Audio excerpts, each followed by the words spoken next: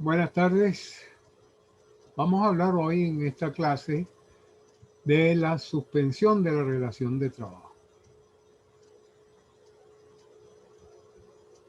Hemos visto y nos hemos referido varias veces al principio de la conservación de la relación de trabajo. Es decir, el legislador busca que ante cualquier situación que se pueda presentar y que pueda poner en riesgo la duración, la continuidad de la relación de trabajo, él se pronuncia porque ésta se mantenga. Y durante la vida de la relación de trabajo se pueden presentar situaciones en las cuales pues haya algún impedimento para que se dé la prestación de servicio, algún impedimento temporal, alguna situación, algún hecho que impida que se pueda prestar el servicio temporalmente, y sin embargo el legislador se pronuncia porque en lugar de dar por terminada la relación de trabajo, se continúe la misma y solo se produzca, digamos, un paréntesis. En el campo del derecho civil, cuando la obligación por la existencia de alguna causa no imputable no se pueda cumplir, pues a veces se puede, en estos casos de contratos de tracto sucesivo, dar por terminada la relación de trabajo. No ocurre lo mismo en el derecho del trabajo.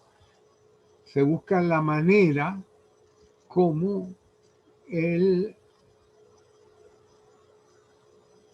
contrato de trabajo o la relación de trabajo continúe dándose y solo se produzca lo que la ley llama una suspensión de sus efectos, que una vez que haya cesado la causa que impide la prestación de servicio, pues continúe la relación de trabajo como si no hubiese pasado nada.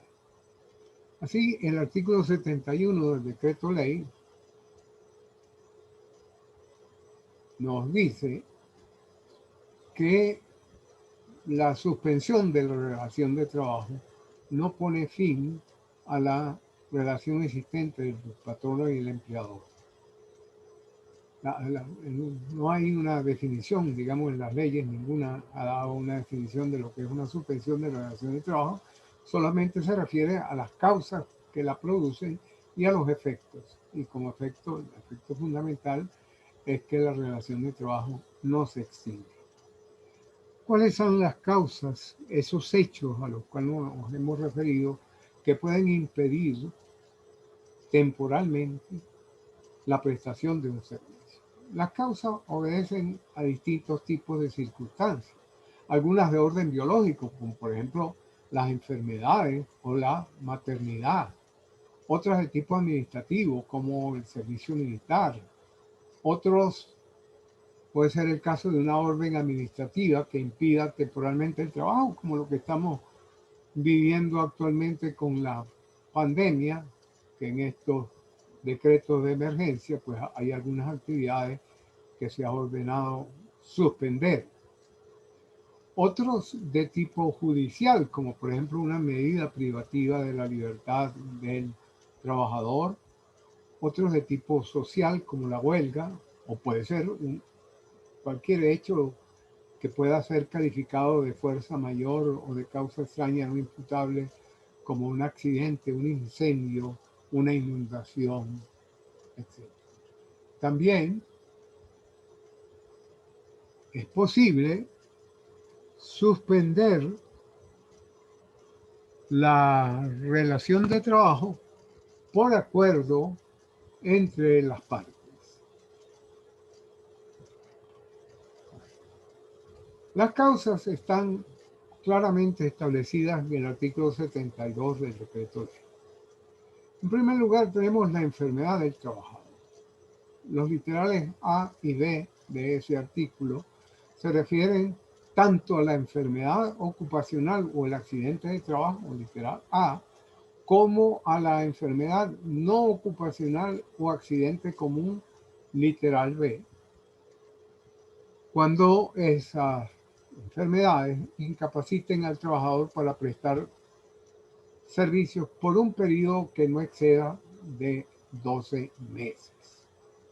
Aparentemente no hay ninguna diferencia entre las consecuencias que se derivan de una enfermedad ocupacional o una enfermedad común. El decreto ley eliminó la diferencia que antes sí estaba establecida en el artículo 84 de la Ley Orgánica del Trabajo, pero esa diferencia sigue presente en el artículo 81 de la Ley Orgánica de Prevención, Condiciones y Medio Ambiente del Trabajo, la LOCSIMA. Si se trata de una enfermedad ocupacional, de acuerdo con el artículo 81 de la LOCSIMA, si de ella se deriva una discapacidad permanente para el trabajo que habitualmente venía desempeñando el trabajador, pero permite que desempeñe otro tipo de actividad, la empresa va a estar obligada o el empleador va a estar obligado a encontrar una ocupación adecuada a esa capacidad disminuida que tiene el trabajador. Por el contrario, si la discapacidad permanente para el trabajo habitual es ocasionada por un accidente común, entonces en ese caso el empleador no está obligado a reconvertirlo, es decir, a buscarle otra actividad en la empresa que sí pueda desempeñar ese trabajador que ve disminuida su capacidad. Con un ejemplo lo vamos a ver más claro. Tenemos el caso de un piloto. Los pilotos tienen que tener su visión en los dos ojos muy buena. Tiene un accidente de trabajo que le ocasiona la pérdida de visión por un ojo. Ya no puede seguir volando, pero la empresa en la que presta servicio tendrá que buscarle otra ocupación administrativa, ¿verdad? Está obligado a volverlo a colocarlo en otro puesto distinto, pero mantener la relación de trabajo. Pero si la pérdida de la visión es ocasionada por un accidente común, en ese caso, si ya no está capacitado para continuar realizando el mismo trabajo que venía realizando antes, volar aviones, pues lamentablemente la relación de trabajo se va a dar por terminada. La segunda causal, la tercera causal, es la licencia o permiso de maternidad o paternidad. Dentro de las protecciones que la ley establece en el título sexto para la protección de la familia, el artículo 336 consagra el descanso, el derecho que tiene la mujer gestante a un descanso prenatal con una duración de 6 semanas antes del parto y un descanso postnatal por un lapso de 20 semanas. Tales periodos son acumulables, o sea que en total son 6 meses. De modo que si no se utiliza el descanso prenatal completo, pues se agrega al descanso postnatal. Y por lo que respecta a los permisos de maternidad, el artículo 339 establece un descanso de 14 días continuos al nacimiento del hijo del trabajador. En los casos de adopción también se les concede un descanso de 26 semanas contados a partir de la fecha en que el niño sea dado en colocación familiar. Y el padre adoptante va a tener también un descanso de 14 días.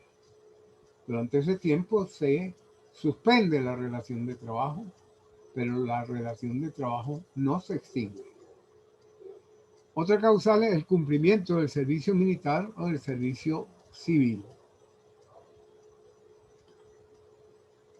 Otra causal es el conflicto colectivo declarado de conformidad con la ley. Es decir, cuando se hayan cumplido todos los extremos legales para que se dé la huelga y se produce la huelga, en lugar de que le vayan a imputar al trabajador que cometió una falta y que lo pueden despedir, no, se considera lo que hay es una suspensión de la relación de trabajo. Otra causa es la privación de la libertad en el proceso penal, siempre y cuando no se haya dictado una sentencia condenatoria. Acá la situación es un poco difícil porque a veces esos procesos duran mucho tiempo sin que se haya dictado una sentencia. De manera tal de que, imagínense una relación de trabajo que se mantenga suspendida, no por un año, como dicen en el caso de la enfermedad, sino por 6 años porque todavía no han dictado sentencia. En esos casos, por lo general, lo que se produce es una terminación de la relación de trabajo. Otro caso es cuando se da una causa extraña no imputable a las partes, por ejemplo, un caso fortuito, la fuerza mayor o el hecho del príncipe, que tengan como consecuencia inmediata, directa y necesaria la suspensión temporal de la actividad productiva. El caso que estamos viviendo es con esto de la pandemia, en donde hay algunas actividades que no se permite realizar, por lo menos en la semana restringida. Y después tenemos dos relativamente recientes, de incorporación reciente a la ley, que no se deben a causas extrañas, como las anteriores, sino que se deben al acuerdo de las partes. Una es el permiso concedido al trabajador para prodigar cuidados al cónyuge, a los ascendientes y descendientes, hasta el primer grado de consanguinidad. Pero esto requiere de que haya un acuerdo con el patrón. Por eso es un permiso. El otro es la licencia concedida por el patrono al trabajador para que éste curse estudios, por ejemplo, quiera hacer una maestría, un posgrado, o para que realice alguna actividad que le interese al trabajador. Pero esto también requiere de un acuerdo entre las partes. Como ven ustedes, la inmensa mayoría, salvo estas dos, no se necesita un acuerdo con el empleador, porque son situaciones que son ajenas muchas veces a las partes, de manera tal de que allí no se requiere de un acuerdo, pero en esta última se requiere de acuerdo. Por lo que respecta a la suspensión por causas ajenas a la voluntad de las partes, y en especial en caso de accidentes, etcétera, hay que tener presente que el periodo de suspensión no puede ser determinado con anticipación, porque va a depender de la intensidad del hecho y de cómo haya afectado las instalaciones, por ejemplo, de la empresa en caso de un incendio o de una inundación. A veces se necesita mucho tiempo para reemplazar la maquinaria que se perdió, por ejemplo, o para acomodar las instalaciones. Pero hay otras situaciones en las cuales las suspensiones son muy cortas, como por ejemplo cuando se hacen trabajos a la intemperie y las condiciones atmosféricas no permiten realizar el trabajo. Esas son de corta duración.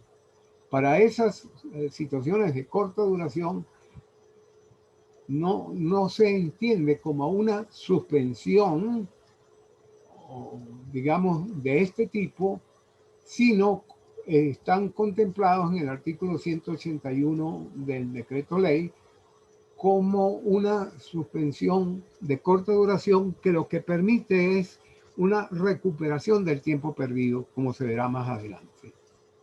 Y no se da en realidad una suspensión.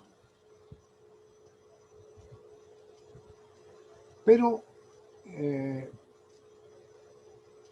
los casos en que sí hay una suspensión más larga, el artículo 33 del reglamento de la Ley Orgánica del Trabajo establece que cuando han pasado o se prolongue por 60 días o más esa suspensión, el trabajador tiene derecho a retirarse justificadamente de su trabajo. ¿Esto se debe a qué? A que durante el tiempo de suspensión el trabajador no está obligado a prestar el servicio. Pero ojo, el patrono tampoco está obligado a pagar el salario, en principio. Ya veremos cuándo sí. De manera tal de que, caramba, cuando pasan 60 días y el trabajador no tiene ningún ingreso, pues él puede tener derecho a buscarse otro trabajo, ¿verdad? Para tener ingresos para sus necesidades. De manera tal que esa es la razón por la cual se estableció esta disposición en el artículo 33 del reglamento. Claro, ahí se coloca que el trabajador tiene derecho a retirarse justificadamente, lo cual implicaría como una indemnización similar a los casos en los cuales él se retira justificadamente. En realidad eso no fue lo que quiso decir el reglamento, pero lamentablemente quedó así y podría el trabajador exigir una indemnización en los casos de retiro justificado. ¿Cuáles son los efectos? Bueno, en principio, cuando se suspende la relación de trabajo, se suspende la obligación del trabajador de prestar el servicio por una parte y como contrapartida, el empleador tampoco está obligado a pagar el salario. No obstante, ello no ocurre así en todos los casos de suspensión de la relación de trabajo. Por ejemplo, el artículo 73 establece que en los casos de enfermedad se supone que cuando el trabajador se enferma, el Seguro Social debe pagarle una indemnización, una prestación equivalente a las 2/3 partes del salario que venía devengando el trabajador. Pero el artículo 73 obliga al empleador a completar el 100% del salario. Ahora, hay unos casos en que el empleador a veces no ha inscrito al trabajador en la seguridad social. Y entonces allí tiene que pagar el 100% de la totalidad del salario.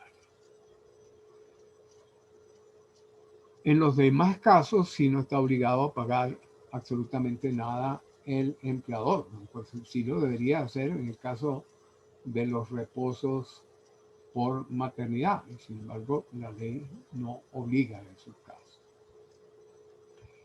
Pero además hay otras, además del pago del salario, a veces hay otras obligaciones adicionales. Por ejemplo, puede que un trabajador,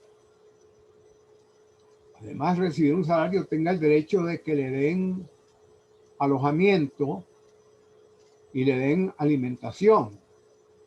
Ocurre con mucha frecuencia en los empleados domésticos, en los empleados en casas de familia, en casas de habitación.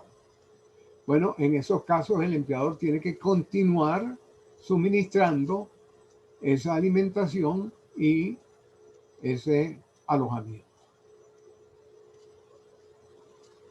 La ley también habla del pago de las cotizaciones de la seguridad social. Lo que pasa es que la seguridad social se paga con base en el salario. Y si el trabajador no está devengando el salario, ¿qué le vamos a retener para las cotizaciones?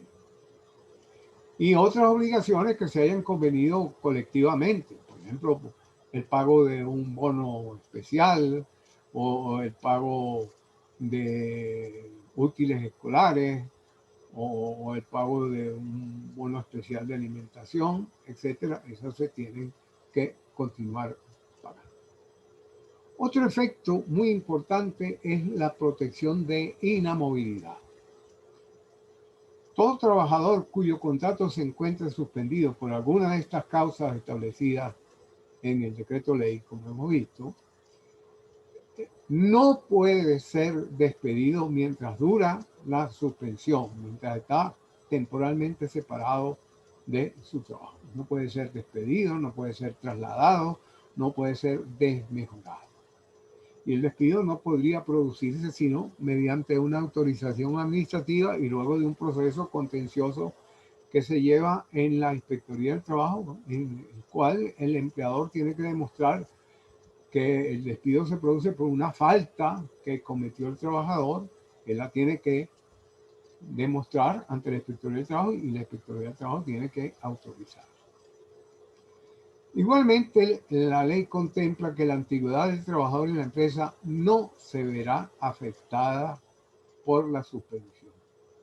Esto significa que el empleador va a estar obligado a continuar realizando los aportes trimestrales en los depósitos del fondo de garantía o del fideicomiso.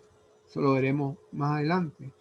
Miren, la verdad es que esos aportes se deben calcular con base en un salario devengado y si no devenga salario, no tenemos cómo hacer ese aporte. Evidentemente que la antigüedad va a contar, por ejemplo, para el caso de las vacaciones o cuando se haga la liquidación al final de la relación de trabajo. Pues hay que tomar en cuenta también ese tiempo de suspensión. El empleador tiene derecho a colocar a un suplente que cubra la vacante dejada por el trabajador, pero no lo puede sustituir definitivamente. Una de las preguntas de examen era esa. ¿En qué casos se le puede impedir a alguien que trabaje? Y es cuando se pretenda sustituir definitivamente a un trabajador. Se plantea, ya lo vimos, que cuando es por una causa extraña no imputable, él pueda prestar servicios para otro patrón. Y ya vimos que sí, porque, bueno, él, como no está recibiendo ningún salario, salvo en los casos de enfermedad, que tampoco puede trabajar para nadie, pues pudiese ser que él realizase trabajos para otra persona. El trabajador tiene derecho a que una vez que ha cesado la suspensión, se le reincorpore a su trabajo en las mismas condiciones que tenía para el momento en que ocurrió la suspensión. Y ya vimos que cuando, en el caso de una enfermedad ocupacional, se produzca una discapacidad permanente que lo incapacite para realizar el mismo trabajo que venía realizando, la empresa está obligada a reubicarla en otro puesto de trabajo que sea apto para el trabajador. En cuanto al momento en que debe ocurrir esa reincorporación, el reglamento del trabajo es claro y nos da una serie de reglas en el artículo 34. Dice, en los casos, por ejemplo, previstos en los casos de enfermedad, etc. El trabajador le da un reposo y el trabajador se tiene que reincorporar al día siguiente cuando venza el reposo. En los casos de licencias acordadas con el empleador, se tiene que reincorporar al día siguiente cuando termina la licencia. En los casos de servicio militar o de privación de la libertad, dentro de los 5 días hábiles siguientes. Esto es muy importante. Y se tiene que reincorporar en el momento establecido porque de lo contrario incurriría en falta. En este caso del servicio militar, dentro de los 5 días siguientes, porque una vez que termina el servicio militar, a veces si el trabajador lo está cumpliendo fuera del lugar de domicilio o donde está privado de libertad fuera del lugar de domicilio, pues tiene que tener un tiempo para regresar. Bueno, con esto terminamos esta clase.